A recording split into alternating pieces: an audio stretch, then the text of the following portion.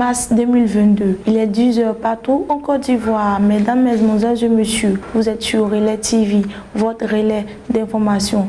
Bonjour et bienvenue à tous. Abordons cette édition en politique. Le ministre de la Réconciliation et de la Cohésion nationale, Kouadio Kono-Bertin, a invité le lundi 28 février 2022 les grandes centrales syndicales à prendre toute leur place dans le processus en fait que la Côte d'Ivoire redevienne un hub de paix, de stabilité comme elle a toujours été. Les différents représentants des centrales syndicales ont tous adhéré à l'initiative et ont promis d'accompagner le ministre Kakabe dans sa mission pour que le pays continue sa marche vers le développement dans la paix et la cohésion nationale du pays.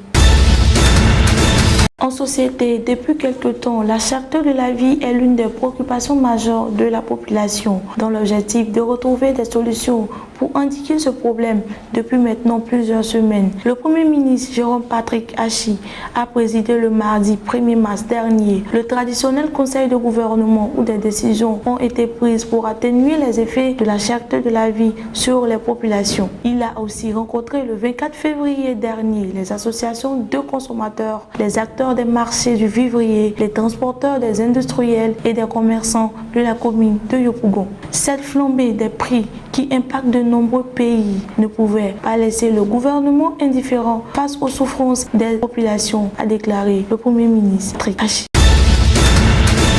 Parlons maintenant d'art et de culture. Kone Dodo, directeur du Djegele Festival, a animé une conférence de presse le mardi 1er mars 2022 à la salle Niarouran Porquet du Palais de la Culture à Treichville, à l'effet d'annoncer la tenue du Djegele Festival international du balafon, la 6e édition qui aura lieu du 19 au 26 mars 2022 à Boundiali. Il a annoncé que le Festival international du balafon revient avec 5 innovations dont l'une est centrée sur la formation de la jeunesse de Boundiali à l'apprentissage des rythmes du Djegele balafon, l'élargissement à d'autres pays en dehors du Mali et du Burkina Faso, l'organisation d'un défilé de groupes traditionnels de balafon de la préfecture du centre culturel, suivi de prestations pendant la cérémonie, l'initiation d'un concours de génie en herbe sur la connaissance du balafon, l'ouverture d'une scène au siège du Djegele Festival sont entre autres les innovations apportées. Une note sportive dans ce journal, la CAN féminine 2022 aura lieu du 2 au 23 juillet au Maroc. Pour la première fois, 12 équipes y participeront contre 8 auparavant.